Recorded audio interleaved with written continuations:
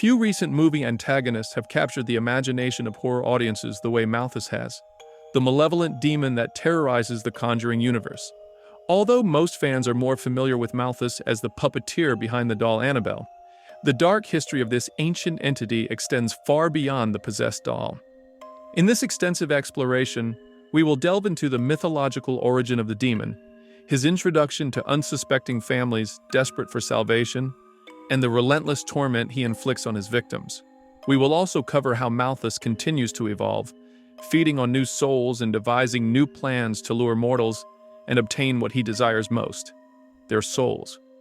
With that in mind, join me on this journey through folklore, lost fragments of demonology, and cinematic terror as we unravel the complete and deeply unsettling story of Malthus, the demon behind Annabelle.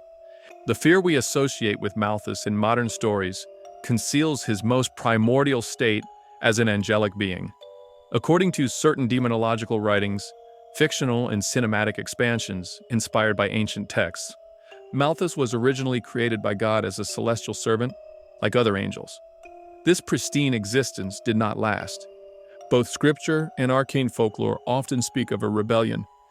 Lucifer, one of heaven's most radiant and respected angels, led a faction that challenged the divine hierarchy.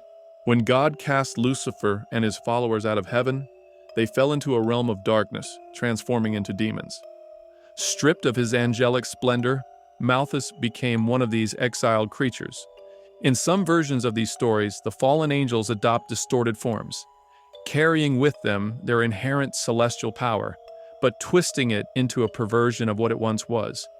Malthus is described as channeling that angelic force in horrific ways, exerting power over earthly objects, distorting illusions, and seeking dominion over human souls.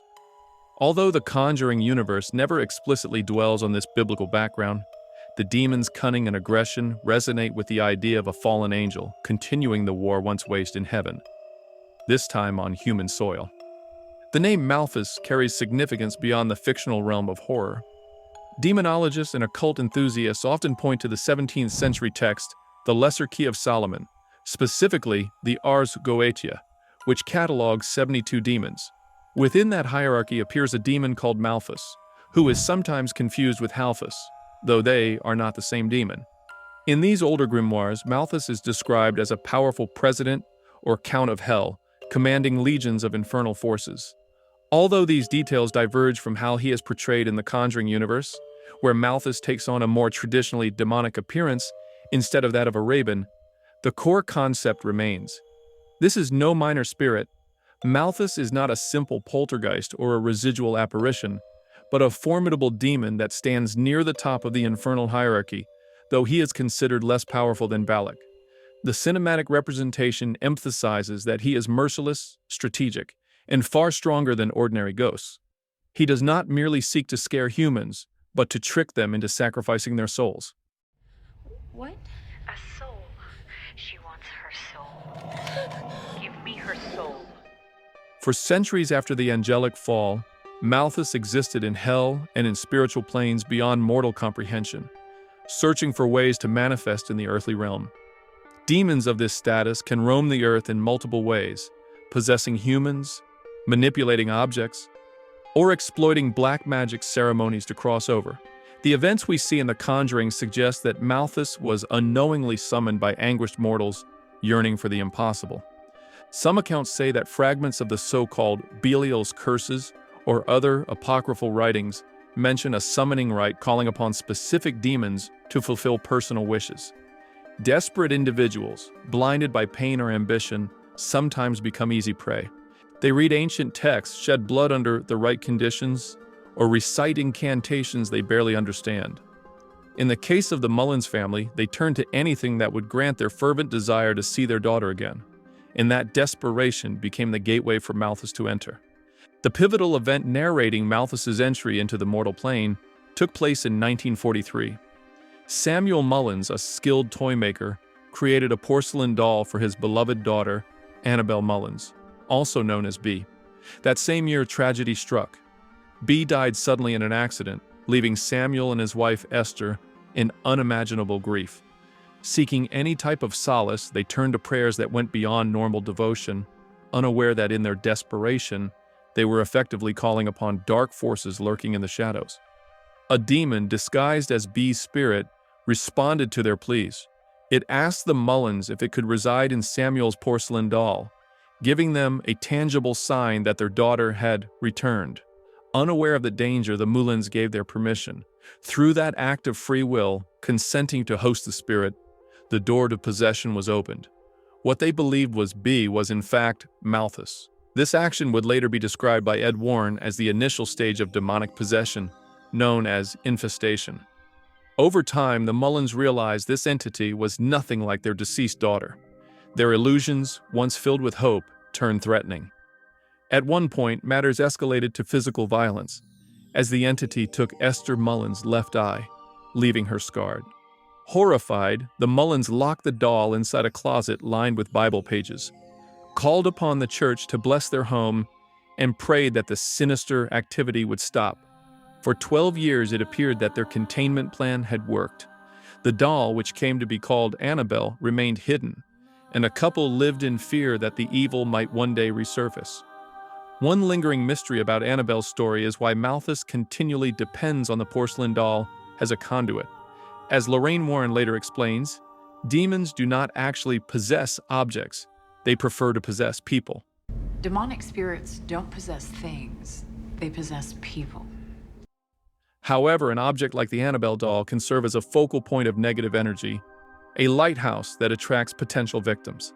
This arrangement also allows Malthus to avoid direct conflict with blessings or exorcisms until the right moment, since he can simply abandon the doll and possess it again after an exorcism. On a psychological level, a creepy doll is an ideal instrument for sowing fear. Humans often project their emotions onto dolls or mannequins, anthropomorphizing them to the point that when they move on their own, the effect is profoundly unsettling. Thus, Malthus spreads fear, disorientation, and spiritual confusion, priming people to be manipulated and surrender their souls. Additionally, the Mullins doll was made with love, symbolizing the cherished memory of a deceased child.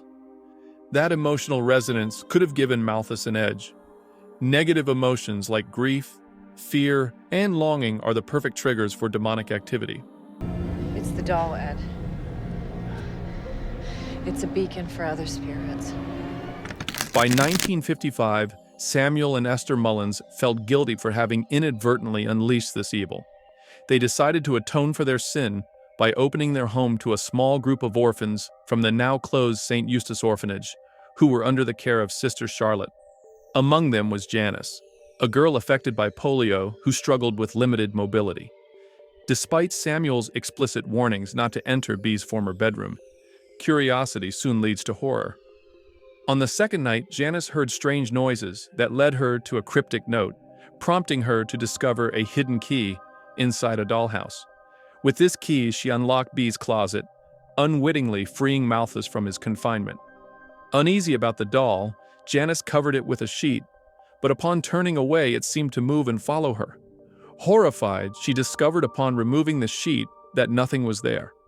Although the closet was lined with Bible pages, Janice's act of free will in releasing the doll nullified the spiritual protections, making her the demon's new target.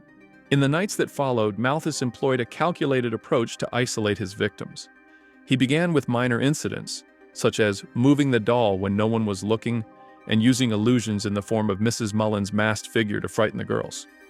Each encounter amplified fear and confusion, culminating in direct attacks. Janice, the most physically vulnerable due to her polio, felt singled out.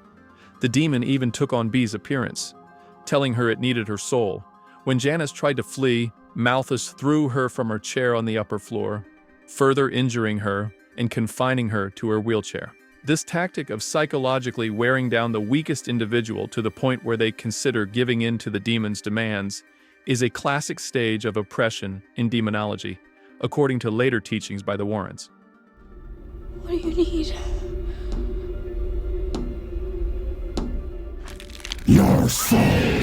A critical moment occurs when Sister Charlotte, attempting to give Janice some sunlight and relief, leaves her briefly outside. During that time, Janice, confined to her wheelchair, is pushed into the barn by a figure resembling a nun. Some suggest it might be Valak assisting Malthus, though it's more likely Malthus himself adopting Sister Charlotte's form to confuse her. Eventually, the demon takes the appearance of B and expels a black ectoplasm into Janice's mouth, symbolizing the final stage, possession. From that point on, Janice is no longer just herself. She becomes an extension of Malthus. This new demonic host allows him to exercise physical power. Janice starts to walk more firmly, contort her body in unnatural ways, and even kills Samuel Mullins. Mr. Mullins realizes the demon's presence and grabs a crucifix to ward it off. But this time, even holding a cross is no longer enough to protect him from the demon's force. Likely, Malthus has grown stronger after possessing Janice. And in addition, Mullins's handmade crucifix may lack the necessary blessing and devotion. The demon, seizing on Mullins's vulnerability, breaks his fingers one by one until he drops the cross, demonstrating how great its power has become. This murder scene is especially brutal, underscoring Malthus's cruelty. The demon is no longer content with simple scare tactics. Now it exacts lethal revenge on the man who first imprisoned it. The scene reinforces the importance of faith, as many people turn to religion after a tragedy. In Mr. Mullins' case, his daughter's death provided the negative energy that attracted Malthus. Bible pages and holy water had been used to contain the demon. So letting go of the cross, literally abandoning his faith, makes him an easy target for evil. Linda, noticing the link between the doll and the malicious presence, decides to throw it down a well to destroy it. However, a childlike voice calling for help, possibly another of Malthus's deceptions, imitating B, nearly dissuades her by making her believe the girl's soul remains trapped in the doll. Pale hands with long fingers pull Linda toward the well, and only Sister Charlotte's timely intervention prevents tragedy. Meanwhile, the doll reappears in the house, right on the sofa where Janice had been sleeping moments before. Seeking explanations, Sister Charlotte takes it to Mrs. Mullins, who exclaims in fear that the evil has returned and identifies it as the source of the malevolence. Supernatural activity ramps up throughout the house. Janice, now possessed, terrorizes the other orphans while the demon targets Mrs. Mullins. Nancy, Carol, and Tierney see Janice having tea with Annabelle, and she attacks Nancy. Sister Charlotte prays, but Janice throws her against a mirror. Simultaneously, Malthus mutilates Mrs. Mullins and crucifies her on the wall, ringing her bell to lure the girls. They try to escape in Mr. Mullins' truck, but face a scarecrow that comes to life, another one of Malthus's ploys. Carol is left trapped in the barn alone, where she witnesses Malthus's true demonic form emerge from the scarecrow and cling to the ceiling. The creature descends to attack her, but Carol, in a desperate act, manages to escape and reunite with Nancy, barely saved from the monstrous entity. Inside the house, Linda sees Mrs. Mullins' corpse come back to life and begin chasing her. Desperate, the girl hides in a small lift, but Janice, now completely under Malthus's control, follows her there. The demon, in its monstrous form, reveals itself when its claws grip the lift's platform, making it clear that both its main manifestation and its human host are determined to catch her. Linda manages to flee and runs to the blessed closet where Annabelle the doll was once confined. However, Janice finds her, and Sister Charlotte rescues Linda once more by throwing her blessed necklace at the possessed girl and locking her inside. Contact with the sacred object unleashes the demon's rage. The house trembles, lights flicker, and furniture is flung around. Ultimately, the demon manages to break the spiritual barriers, allowing Janice to escape through a hole in the wall, leaving only the Annabelle doll and Sister Charlotte's necklace behind. Despite Father Massey's blessing of the house and his declaration that the doll has lost its power, everything suggests that Malthus's essence remains. With Janice on the loose and carrying Malthus's demonic mark, the threat is far from gone.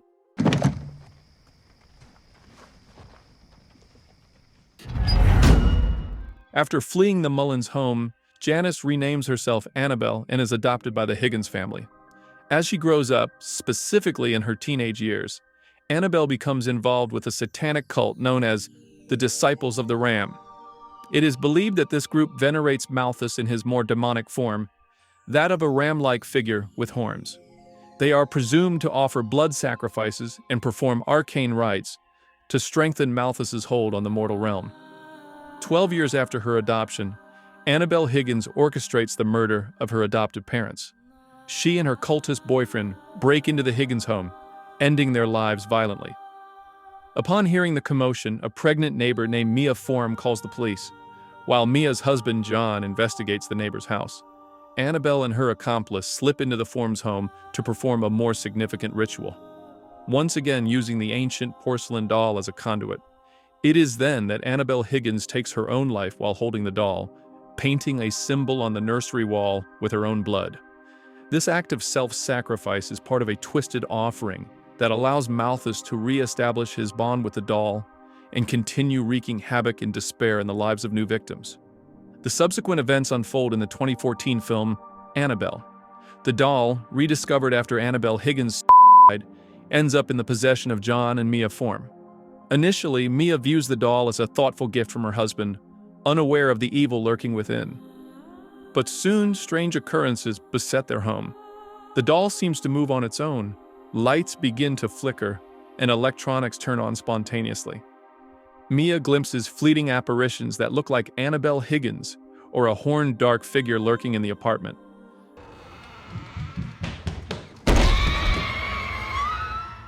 Eventually, the demon sets its sights on their new baby, Leah. Since an infant cannot offer its own soul, Malthus employs a classic demonic trick, threatening the child to push the parents into a desperate pact. Indeed, the demon nearly compels Mia to sacrifice herself. Only the intervention of a family friend named Evelyn, who heroically offers her own life, thwarts Malthus's attempt to claim the mother's soul.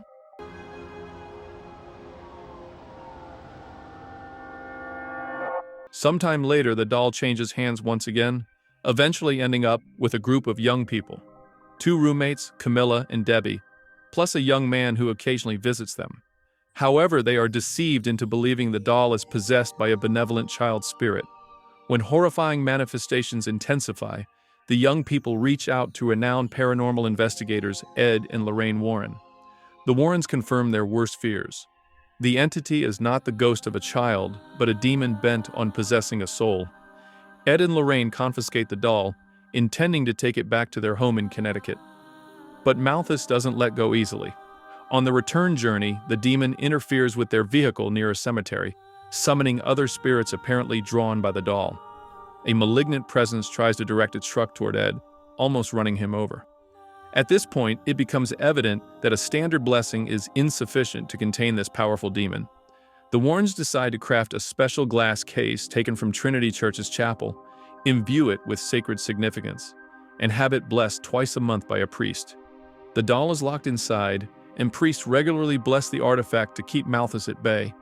The Annabelle doll remained in the Warrens' home in Monroe, Connecticut, protected in its glass case and blessed twice a month by a priest. For the next 3 years, the doll showed no significant activity. However, in 1971, while investigating a case in Rhode Island, the Warrens brought back with them the spirit of a witch named Bathsheba. Because of Bathsheba's particularly malevolent nature and the fact that Malthus acts as a beacon for other entities, Bathsheba was drawn to the doll and managed to free it from its protective case. One night, Bathsheba took the doll out of its container and moved it to another room. In the early morning hours, Judy, the Warrens' daughter, awoke feeling someone tug at her ankle. Worried and curious, she decided to investigate, only to find Bathsheba rocking in a chair while combing Annabelle's hair. In a chilling moment, Malthus turned the doll's head, giving the frightening impression that it was staring directly at Judy. When she tried to leave the room, Judy found herself locked inside, and both Bathsheba and Annabelle had vanished from sight. This situation became extremely dangerous, as Judy, inexperienced in the supernatural, was trapped with 2 powerful, malevolent entities. One of the spirits began hurling furniture at her. Fortunately, Ed and Lorraine arrived in time to save her from harm. Ed inspected the room filled with cursed artifacts to ensure everything was in place. To his surprise, Annabelle was already back in her case as if nothing had happened. Although the incident was less severe than it could have been, it appears this interaction may have revitalized Malthus's energy, renewing his bond with the doll and reminding the Warrens of the constant threat he poses. In Annabelle Comes Home, Malthus finds a new opportunity to unleash chaos. With Ed and Lorraine Warren out of town, their daughter Judy is left in the care of her babysitter, Mary Ellen. A curious friend, Daniela Rios, burdened by guilt over her father's recent death and wanting to contact him, arrives and places a photo of him on a piano. Malthus senses her vulnerability and targets her. While exploring the Forbidden Artifacts room, Daniela challenges any presence there to reveal itself. In response, Malthus causes the Annabelle doll to tilt forward, its head hitting the glass case door and producing a sound that catches Daniela's attention. Intrigued, she opens the case, but the sudden sound of a fire alarm distracts her. In her confusion, she forgets to close the case, a fatal error that frees Malthus and a host of other resident spirits. Mary Ellen is tormented by ghosts such as the ferryman and the black shuck lurking outside the house, preventing them from leaving or getting help. Daniela falls victim to an illusion caused by the bride's dress and is momentarily possessed. Judy faces Malthus directly, witnessing the demon's ability to shift from B. Mullins to Janice and, ultimately, reveal his true horned form. In a final confrontation, the trio manages to retrieve the doll and return it to its blessed case, once again containing the demon's power and defeating the other malevolent entities unleashed in the chaos. Although Malthus can appear in many forms, his true demonic form is consistently described as a humanoid figure, similar to the classic depiction of a demon, with massive horns reminiscent of a ram, blackened flesh, long clawed fingers, and glowing eyes that change color depending on the film: yellow, white, red, and, in later appearances, green.